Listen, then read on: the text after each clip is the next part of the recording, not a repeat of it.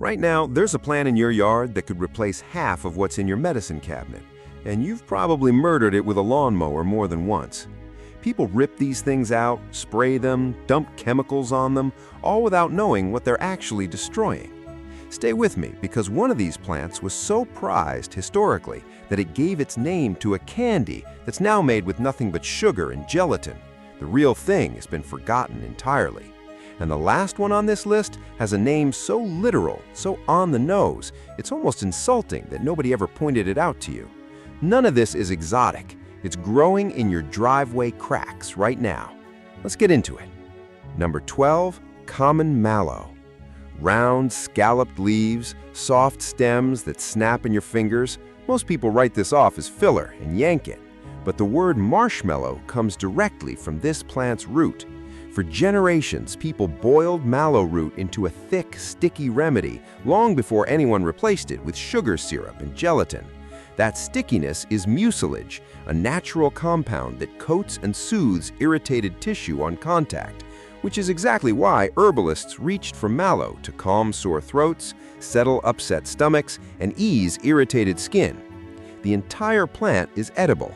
Young leaves taste mild and nutty, raw. Older leaves cook down like spinach, and the round seed pods, often called cheeses, can be eaten straight off the stem. It also survives in soil almost nothing else can tolerate. Number 11, common violet. Heart-shaped leaves, small purple or white blooms hugging the ground. Most lawnmowers roll right over it without a second thought. But ounce for ounce, violet leaves pack more vitamin C than an orange, fueling collagen production, wound repair, and stronger blood vessels.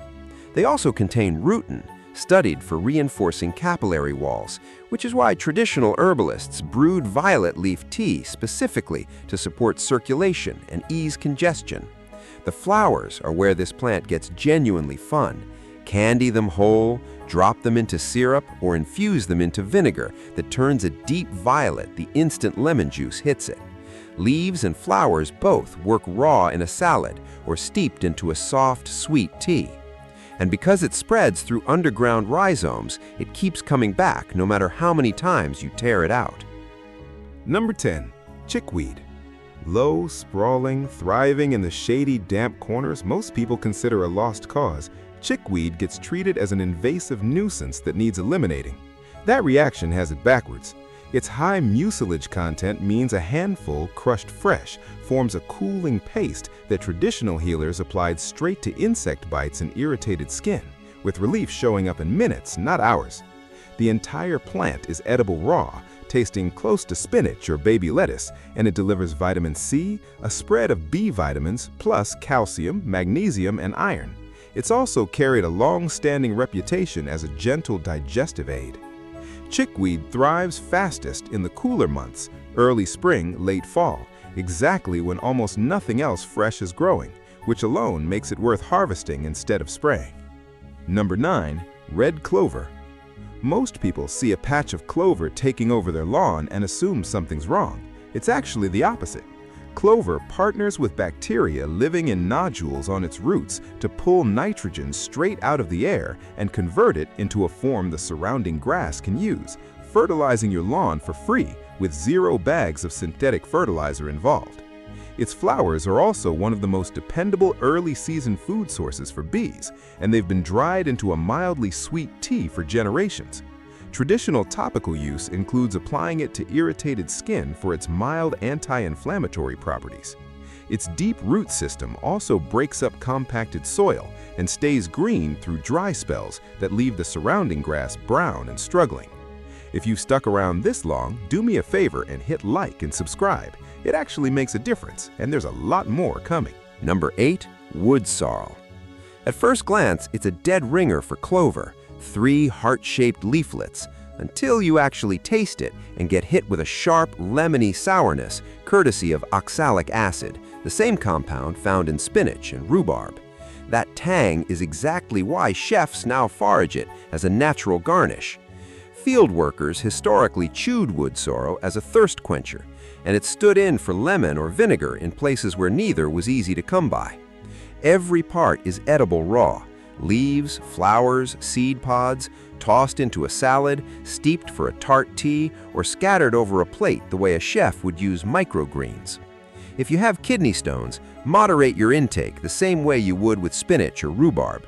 But for nearly everyone else, this is free seasoning growing along your lawn's edge that almost nobody ever tastes. Number 7. Curly dock. Tall, with wavy-edged leaves and a rust-colored seed stalk that shows up by late summer, most people write curly dock off as an eyesore. Pick the young leaves before it flowers, though, and you get a tangier version of spinach, loaded with vitamin A, vitamin C, and iron. Cultures across Europe and the Middle East have cooked it exactly the way spinach gets cooked today. The root carries its own tradition, used to gently support digestion and, thanks to its tannin content, applied topically for skin irritation. Even the rust-colored seed clusters are useful, ground into a coarse flour served as a wild grain substitute during lean seasons. Its deep taproot also mines minerals from far below the surface, returning them to the topsoil as the plant breaks down. Number 6. Yarrow. Feathery, fern-like foliage and flat clusters of small white or pink blooms make yarrow easy to mistake for just another wildflower cluttering a bed. Gardeners who understand it tend to protect it instead of pulling it. Yarrow draws in ladybugs, lacewings, and predatory wasps, the exact insects that hunt down the aphids and mites, wrecking your other plants, turning into a built-in pest control station with zero pesticide required. Traditionally, crushed yarrow leaves were pressed directly onto cuts and scrapes to support clotting, and it's been steeped into tea for centuries to help the body sweat out a minor illness. It's also strikingly drought-resistant once rooted, and it keeps feeding pollinators nectar long after most other flowers have already finished blooming. Number 5. Broadleaf plantain. Flat, ribbed leaves growing low and stubborn, exactly where your yard gets walked on most. Driveways, footpaths, the packed dirt near your mailbox. Plantain shows up specifically in compacted, unhealthy soil, and it's actually working to repair the problem it's growing in.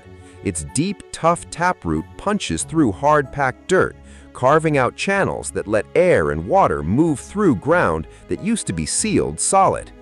Its seeds are close relatives of psyllium, the fiber source behind most over-the-counter fiber supplements, and can be dried and ground for the same digestive benefit. The leaves are also edible, young ones raw, older ones cooked like collard greens, and crushed fresh leaves are still used today for topical relief on minor cuts and bites. Number 4. Lamb's quarters. This one shoots up fast in disturbed soil and garden beds, and most gardeners treat it as competition to be ripped out. That's a costly assumption. Lamb's quarters frequently out-nutritions the vegetables it's supposedly stealing space from, packing more calcium, iron, and protein than spinach per serving, plus a solid dose of vitamin A and C. It's been part of traditional diets on nearly every continent for thousands of years. The leaves taste mildly earthy, close to spinach, and cook the same way, sautéed, wilted into soup, or blended straight into a smoothie. The seeds are a close nutritional match to quinoa, its botanical relative, and can be dried and cooked the exact same way. Before composting a patch of it, it might be worth harvesting it into dinner instead. Number 2. Purslane. Low, fleshy, almost succulent looking, purslane colonizes the hottest, driest patches where nothing else will grow, and most people scrape it out on site. That's a mistake, because purslane contains more alpha-linolenic omega-3 fat than nearly any other leafy vegetable ever tested, with some studies finding concentrations that rival certain fish oil supplements gram for gram. It also brings real vitamin C, vitamin A, magnesium, potassium, and glutathione, an antioxidant your body depends on for cellular repair. The flavor is mild, lemony, and slightly salty, with a crisp bite close to cucumber, great raw in a salad or lightly sautéed. Traditional Mediterranean and Middle Eastern kitchens have paired it with yogurt, garlic, and lemon for centuries, long before modern nutrition science ever measured what was in it. Number 2. Dandelion. Everyone knows the bright yellow bloom and the white puffball that follows, and nearly everyone treats this plant like public enemy number one on a manicured lawn. Almost nobody realizes how much it's doing underground. Its taproot can dig over a foot down, mining calcium and potassium from soil layers shallow-rooted grass can never touch, minerals that return to the topsoil once the leaves die back, feeding the lawn for free. Dandelions are also among the very first flowers to open in early spring, making them a lifeline for bees that have almost nothing else to feed on that early. Every part of it is useful. Young leaves in a salad, flowers battered and fried or steeped into tea or wine, the root roasted into a coffee substitute, a practice going back generations. Number 1. Self-heal.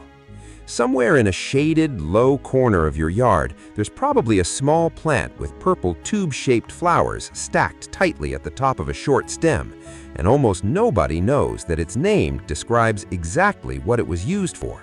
Self-heal, also called heal-all, earned that name independently across unrelated herbal traditions in Europe and Asia, all landing on the same plant for the same purpose, treating wounds and calming inflammation.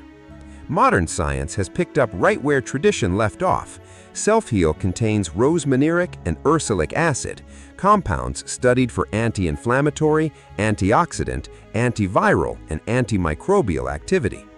Traditionally, fresh crushed leaves were pressed directly onto cuts and bruises, and dried leaves were steeped into tea for sore throats.